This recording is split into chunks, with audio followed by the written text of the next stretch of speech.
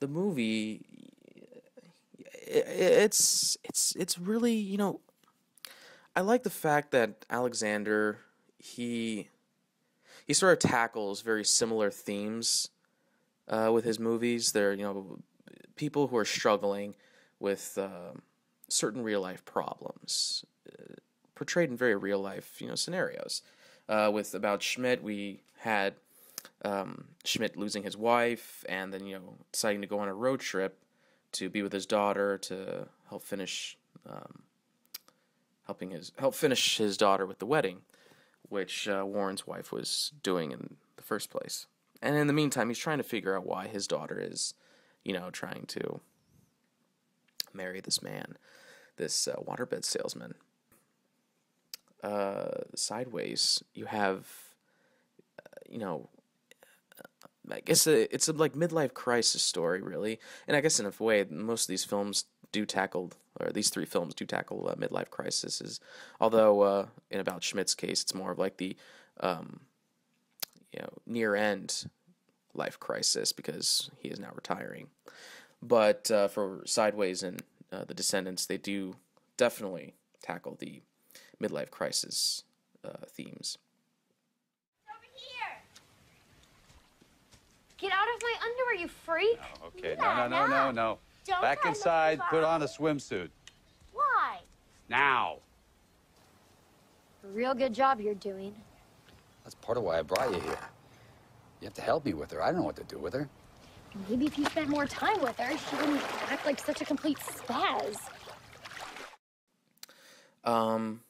With the Descendants, I have to say that this was definitely one of George Clooney's best performances. He's great.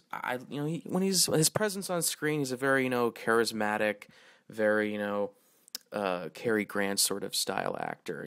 He's basically everywhere, and no matter how you slice or dice it, he kind of sometimes plays similar roles. These charming, nonchalant characters, but then he'll choose some very different characters into some different roles. The past, I like to say the past 5 years, he's actually done some pretty more intense, hardcore, non-Oceans roles. Syriana was definitely, I think, a game changer in his career, and obviously it was because he won the Academy Award.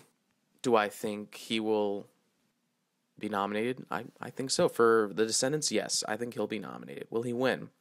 Hard to say. I'd like to see him win. This was definitely, I think, a step up. In some ways, I think this is a more mature role for him because he comes in a real-life background. He is a very, he's known for being a bachelor. He doesn't have children. He's never been married. He just lives this really bachelor life. And you see the girl he's dating now.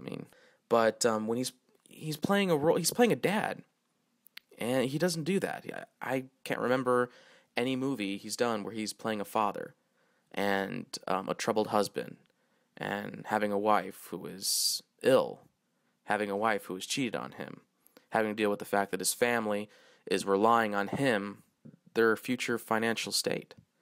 It sounds, for some maybe, it might sound like a boring role, but I think for George Clooney, this is perfect for him because it is a mature role. This is a role that you wouldn't really see him be as in real life. I guess that's why I really was connected with this film, mainly because of George Clooney's performance, because it's so not him. He doesn't do roles like this. Who is he? I'd like to know who the guy is that my wife was seeing. In the past two Men with Lost Souls films, Payne decides to have these characters, they go on journeys of self-discovery. The road trip for Warren Schmidt, the bachelor weekend, and the women that Miles and Jack are with. Those are their own personal self-discoveries. With Matt, the last part of Act 2 all the way to Act 3 is he and his two daughters and the oldest daughter's friend, if you want to call him that. They decide to go to Kauai to kind of settle the last bit of details for the land that they're going to be selling, but also is to track down the man who had the affair with Matt's wife. Turns out he's a real estate agent, played by Matthew Lillard. And, well, again, I don't want to give too much away, but there's more than meets the eye between Matt and this real estate agent. And they have more connected to one another than they would have ever expected. And, there'll be some controversy for some viewers thinking, well, was he with Matt's wife for this reason, or maybe what he wasn't? It will definitely leave some interesting debates, I think, for many viewers. I personally think that it was just a pure happenstance, but if I see the film again, maybe it wasn't. For those of you who have seen the movie, and you'll probably understand what I'm talking about. For others who haven't seen the movie, you're probably wondering what in the hell I'm talking about. Well, it's all the more reason to go see the movie, because the last act is actually, things get really interesting in the last act of the film. Yeah, I'm not gonna lie, the movie it gets depressing. There are some depressing things in this film, mainly because it's about, family losing a loved one. And even if they have some strong feelings with or against them, you see some really harsh imagery, especially with the wife in the coma. I mean, if anyone's ever had a loved one in that sort of state, and having to go through the stages of grief and having to tell your loved ones and how they react and how they react towards you, I mean, it's pretty harsh stuff. And I'm not gonna lie, years ago I lost a loved one in my family, and I remember going through those similar stages. So it is a very, emotional movie. But what's, with all the emotional subtext, Payne still finds a way to sneak in these very uncomfortable, humoristic things. He finds these really interesting ways to make us feel uncomfortable, but we still laugh at it.